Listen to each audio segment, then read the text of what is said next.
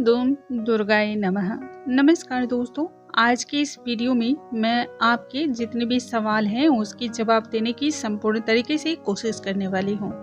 माँ दुर्गा की पूजा और उपासना के दौरान कई प्रकार के नियम हैं, उन नियमों का पालन करना भी उतना ही आवश्यक है। यदि आप नियमों के अनुसार किसी भी कार्य को करते हैं तो उसका फल, उसका परिणाम कई गुना ज्यादा प्राप्त होता है। आज के इस वीडियो में हम जानेंगे दुर्गा सप्तशती के पढ़ने से पहले आपको कौन कौन सा पाठ जरूर पढ़ना चाहिए, कौन सा पाठ अनिवार्य रूप से पढ़ना बताया गया है। यदि आप दुर्गा सप्तशती को रोज पढ़ते हैं तो इससे आपको कौन से फायदे की प्राप्ति होती है। रोजाना दुर्गा सप्तशती का पाठ किस प्रकार से करना चाहिए, किस प्रकार से आरंभ करना चाहिए, दुर्गा सप्तशती का मूल मंत्र क्या है, यह बहुत ही आवश्यक जानकारी है। दुर्गा सप्तशती का कौन कौन सा अध्याय और किस किस दिन आपको करना चाहिए क्रमशः वह भी बताऊंगी। किस पाठ को पढ़ने से कौन से फल की प्राप्ति होती है, सिद्ध कुंजिका श्लोक का पढ़ना कितना जरूरी है और कितनी बार पढ़ना जरूरी है, या फिर 7 दिनों में देवी का महात्म्य किस प्रकार से पढ़ा जाए। यदि आप पीरियड्स में हैं तो दुर्गा के मंत्रों का जाप आपको करना चाहिए अथवा नहीं करना चाहिए। ऐसी तमाम जानकारियां आज के इस वीडियो में आपको मिलने वाली है। आइए वीडियो को हम स्टार्ट करते हैं। नमस्कार दोस्तों, कैसे हैं आप सभी। उम्मीद करती हूँ आप सभी स्वस्थ होंगे, सुरक्षित होंगे और आप सभी के उत्तम भविष्य की कामना करते हुए आज का ये वीडियो स्टार्ट करती हूँ। दोस्तों, सारी जानकारी और आपके जितने भी सवाल हैं उनसे जुड़े हुए जवाब को देने से पूर्व आप सभी को बताना चाहती हूँ, प्रत्येक दिन नवरात्रि से जुड़े हुए जितने भी वीडियोज आएंगे उन सभी में एक अद्भुत उपाय मिलने वाले हैं। यह उपाय बहुत ही चमत्कारी है और इसका रिजल्ट भी आपको बहुत जल्द देखने को मिलता है। इसका प्रभाव कई गुना ज्यादा है। आज के इस वीडियो में मैं आपको बताने वाली हूँ तेज पत्ते और लौंग से जुड़े हुए उपाय।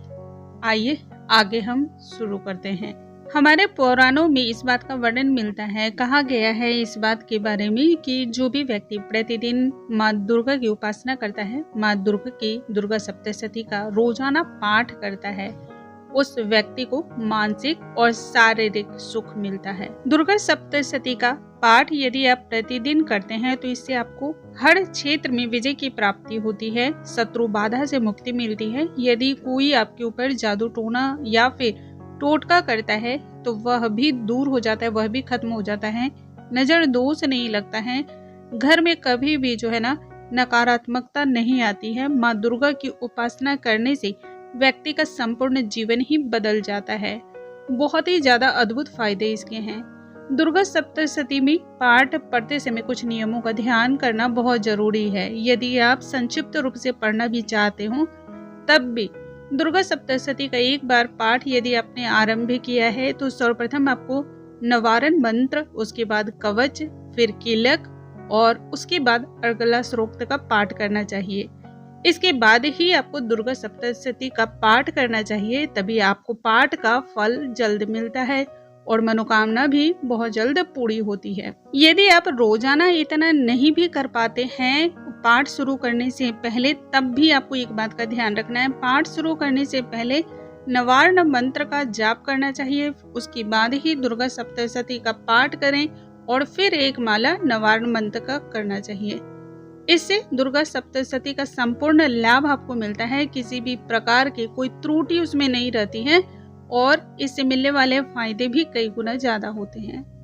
यदि आप रोजाना दुर्गा सप्तशती का पाठ करते हैं तो पाठ की शुरुआत करने से पूर्व आपको भगवान श्री गणेश का पूजन करना चाहिए। उसके बाद कलश की स्थापना करनी चाहिए या कलश का पूजन करना चाहिए। इसके बाद नवग्रह की पूजन करें। फिर सप्तशती पुस्तक को लाल रंग के किसी भी वस्त्र पर रखकर या आसन पर रखकर आपको पूर्व दिशा की ओर मुख करके पाठ आरंभ करना चाहिए। दुर्गा सप्तशती का एक बहुत ही महत्वपूर्ण मंत्र है जिसे कि मूल मंत्र भी कहा जाता है। जो भी व्यक्ति इस मंत्र को सिद्ध कर लेता है उस व्यक्ति को चारों ही तरफ से खुशियों की बरसात होती है। उस व्यक्ति के जीवन में कभी भी नाकामी और निराशा हाथ नहीं लगती है। उस व्यक्ति के साथ माँ दुर्गा स्वयं रहती है। मूल मंत्र हम सुन लेते हैं। सर्वमंगल मांगल्ये शिवे सर्वार्थ साधिके शरण्ये त्र्यंबके गौरी नारायणी नमोस्तुते। देहि सौभाग्यम आरोग्यम देहि मे परम सुखम। यह मूल मंत्र है। इसका जाप करने से हर प्रकार के दुख दर्द भी दूर होते हैं। इसके बाद हम बात करते हैं, यदि आप दुर्गा सप्तशती का पाठ कर रहे हो तो यह आपको मालूम होना चाहिए कि अध्याय किस प्रकार से पढ़ना चाहिए। दुर्गा सप्तशती में कुल मिलाकर 700 श्लोक हैं। इसे 3 आधारों पर बांटा गया है। 3 चरणों में यह अध्याय को बांटा गया है। सप्तशती के प्रथम अध्याय, मध्यम और उत्तर चरित्र को क्रम से यदि आप पाठ करते हैं तो सभी प्रकार के मनोरथ पूर्ण होती हैं। इसे महाविद्या क्रम कहते हैं। और इसके अलावा यदि आप इसका लगातार पाठ करते हैं तो इससे शत्रु नाश होता है और माँ लक्ष्मी की प्राप्ति भी होती है। यदि आप किसी भी कारणवश दुर्गा सप्तशती का पाठ प्रत्येक दिन नहीं कर पाते हो, तब ऐसे में दुर्गा सप्तशती के संपूर्ण पाठों का लाभ प्राप्त करने के लिए सिद्ध कुंजिका श्रोक्त का पाठ करना चाहिए। यदि आप सिद्ध कुंजिका श्रोक्त को सिद्ध कर लेते हैं तो ऐसी कोई भी मनोकामना नहीं होती है जो पूर्ण नहीं होती है, और दुख और दारिद्र आपसे सदैव दूर रहते हैं। नवरात्र के 9 दिनों में यदि आप सिद्ध कुंजिका का पाठ 1008 बार पढ़ लेते हैं, 1008 बार आप माँ के इस पाठ का ध्यान कर लेते हैं, तो आपको इसका रिजल्ट बहुत ही अच्छा देखने को मिलता है। और इसका प्रभाव जो है ना, आपको नजर भी आता है, दूसरे भी आपके इस प्रभाव को समझ सकते हैं। सिद्ध कुंजिका का पाठ करने मात्र से ही आपके ऊपर माता रानी की कृपा सदैव प्राप्त रहती है। सिद्ध कुंजिका श्रोक्त का पाठ यदि आप कर रहे हैं तो आप इसके प्रभाव को देख सकते हैं। यह बहुत ही ज्यादा प्रभावशाली होता है। जब आप सिद्ध कुंजिका का पाठ कर रहे हो तब आप लाल रंग के वस्त्र को धारण करें और माँ दुर्गा को सिंदूर अर्पण करें, तभी उसके बाद आपको यह पाठ आरंभ करना चाहिए। इस प्रकार से किया गया पाठ सर्वाधिक फल देता है। यदि आप दुर्गा सप्तशती का पाठ आप पढ़ना चाहते हो तो ऐसे में कितने दिनों में पाठ आपको पूर्ण करना चाहिए, यह भी आप जरूर जान लें। देवी महात्म्य को पढ़ने के लिए 7 दिनों में बहुत ही सरल और आसान विधि बनाई गई है। कुछ भक्त तो प्रतिदिन इसका पाठ पूरा का पूरा करते हैं, लेकिन यदि आप पूरा नहीं कर पाते हैं तब आपको क्रमवश यह अपनाना चाहिए। पहले दिन पहला अध्याय, दूसरे दिन दूसरा और तीसरा अध्याय, तीसरे दिन चौथा अध्याय, चौथे दिन 5वां से लेकर के 8वां अध्याय, और 5वें दिन 9वें अध्याय, 10वें अध्याय, 6ठे दिन 11वां अध्याय और 7वें दिन 12 और 13 अध्याय का आपको पाठ करना चाहिए। प्रत्येक अध्याय को आपको बैठकर पढ़ना जरूरी होता है, और यदि आप इस प्रकार से भी नहीं पढ़ पाते हो तो प्रत्येक दिन आप एक अध्याय का पाठ करें। यदि आप मासिक धर्म में हो तब ऐसे में महिलाओं का शरीर जो है ना बहुत ही कमजोर होता है, इसलिए कहा जाता है कि इस पीरियड में, इस अवस्था में आपको दुर्गा सप्तशती का पाठ नहीं करना चाहिए।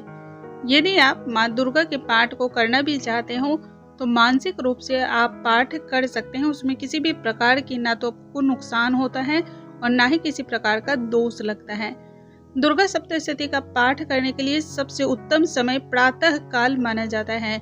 जब आप पाठ कर रहे हो तब उस समय राहु काल का जरूर ध्यान रखेंगे। राहु काल के समय किया गया कोई भी पूजा पाठ या फिर दान पुण्य व्यर्थ चला जाता है, उसका कोई भी फल आपको प्राप्त नहीं होता है। यदि आप पाठ पढ़ना चाहते हो, पाठ के नियमों को अपनाना उतना ही ज्यादा जरूरी है, तो आपको यह जरूर ध्यान रखना चाहिए कि जब तक दुर्गा सप्तशती का पाठ पढ़ रहे हो तब तक आपको शुद्ध और सात्विक दैनिकचर्या आपको अपनानी चाहिए। मांस, मदिरा, लहसुन, प्याज जैसे जितने भी तामसिक भोजन है उनका त्याग करना चाहिए, और ब्रह्मचारी होकर के आपको रहना भी उतना ही अनिवार्य है। माता रानी का सदैव ध्यान करते रहें, माता रानी के हमेशा संपर्क में रहें। आप जितना उन्हें ध्यान करेंगे, जितना उनके मंत्रों का जाप करेंगे, उतना ज्यादा आप पर माता रानी की विशेष कृपा की प्राप्ति होती है। अब आते हैं आज के अद्भुत उपाय के बारे में। नवरात्रि के 9 दिनों में प्रत्येक दिन संध्या काल के समय आपको एक किसी भी चांदी का पात्र ले लेना है, या आप मिट्टी का पात्र ले सकते हैं। उसमें 2 तेज पत्ते और 2 लौंग डालकर अच्छी तरह से जलाएं कपूर के साथ। अब इसमें थोड़ा सा लोबान डाल दें और संपूर्ण घर में आपको इसका धुआं करना है। इस धुएं की वजह से घर में जो भी ऊपरी बाधाएं होती हैं, जो ऊपरी हवा होती है, वह दूर रहती है और घर में दिव्य अलौकिक ऊर्जा का वास होता है। उम्मीद है आज का यह वीडियो आप सभी को पसंद आया होगा। पसंद आया हो तो लाइक शेयर करना बिल्कुल ना भूलें। अगले वीडियो में एक नई जानकारी के साथ हम फिर से मिलेंगे। तब तक के लिए नमस्कार।